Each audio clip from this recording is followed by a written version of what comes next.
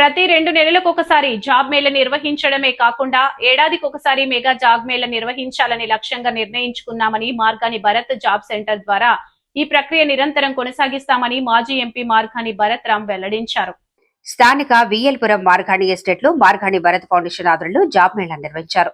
26 MNC కంపెనీల ద్వారా 1000 మంది నిరుద్యోగులకు ఉద్యోగాలు కల్పించాలని లక్ష్యంగా పెట్టుకున్న ఈ జాబ్ మేళాకు నిరుద్యోగ యువత పెద్ద ఎత్తున తరలివచ్చారు.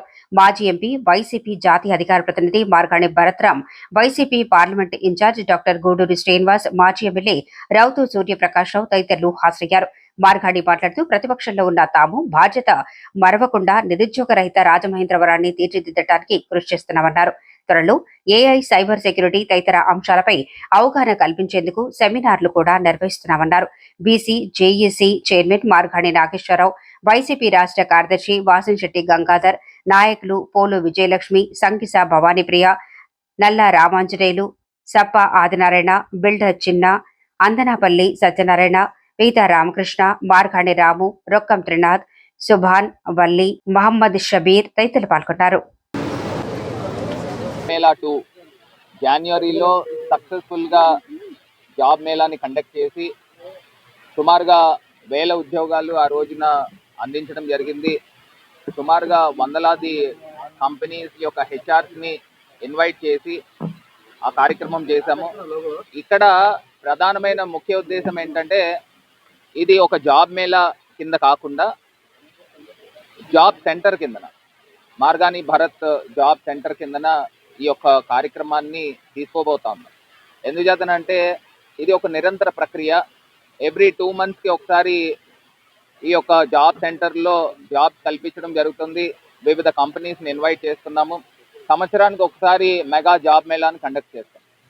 అంటే ఇది ఒక్కటి ప్రధానమైన లక్ష్యం ఏంటంటే, నిరుద్యోగ రహిత రాజమహేంద్రవరంగా తీర్చిదిద్దాలి అని ఒక సంకల్పంతో ఈ కార్యక్రమాన్ని ఏర్పాటు చేయడం జరుగుతుంది. దీంతో పాటు ఒక వెబ్సైట్ని కూడా marganiBharat.com అని ఒక వెబ్సైట్ని కూడా క్రియేట్ చేసి అందులో డైరెక్ట్గా స్టూడెంట్స్, యూత్ వాళ్ళ క్వాలిఫికేషన్కి తగ్గట్టు వాళ్ళు నేరుగా రిజిస్టర్ అవ్వచ్చు.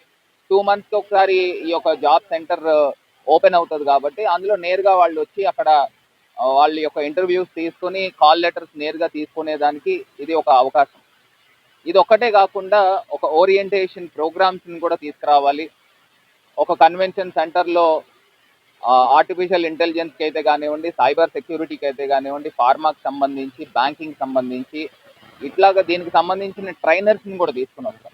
మనం జాబ్ ఎలా ఫేస్ చేయాలి, ఇంటర్వ్యూస్ ఎలా ఫేస్ చేయాలి, దీన్ని ఏ రకంగా మన స్కిల్స్ని మరింత ఏ రకంగా పెంపొందించుకోవచ్చు అనే ఒక లక్ష్యంతో ఈ ఓరియంటేషన్ ప్రోగ్రామ్స్ని కూడా మోస్ట్లీ నెక్స్ట్ వీక్ తీసుకుంటాము.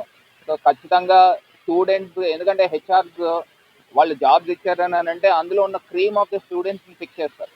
మనం ఎప్పుడైతే మన స్కిల్స్ మనం ఇంకా డెవలప్ చేసుకుంటామో సో ఖచ్చితంగా మన ఇంటర్వ్యూస్ని ఫేస్ చేసి జాబ్స్ రావడానికి ఈజీ అవుతుంది. కాబట్టి మ్యాక్సిమం ఆ యాంగిల్లో రికమెండేషన్ అనే పాయింట్ లేకోకుండా వాళ్ళ స్కిల్స్ని ఇంకా మరింత పెంచి ఈ యొక్క లక్ష్యాన్ని ముందరు తీసుకెళ్తాము.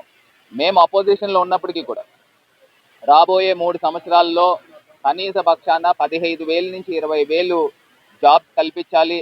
రాజమండ్రి పార్లమెంట్ నియోజకవర్గంలో ఉన్న ప్రజలకు అందరికీ కల్పించాలి, యూత్ కల్పించాలనే ఒక లక్ష్యంతో ముందుకెళ్తున్నాం.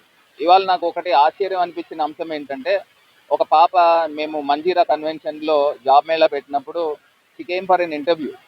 ఇప్పుడు ఒక కంపెనీకి HR1 అనే ఒక కంపెనీకి ఆమె ఇప్పుడు హెచ్ఆర్ కింద వచ్చింది. ఎంత ఆశ్చర్యం అనిపించిందో. నేను ఇక్కడ చూసిన తర్వాత నాకు అనిపించింది, you came to job mela కదా, so now you became HR అంటే I'm so proud of you అని కూడా నేను ఆమెతో చెప్పడం జరిగింది, సుష్మిత అనే ఒక అమ్మాయి. సో అట్లాగా ఖచ్చితంగా ఈ యొక్క జాబ్ మేళా లైవ్ ఎగ్జాంపుల్ ఖచ్చితంగా స్టూడెంట్స్ అందరికీ కూడా మంచి అవకాశాలు కల్పించబోతా ఉన్నామని కూడా తెలియదు.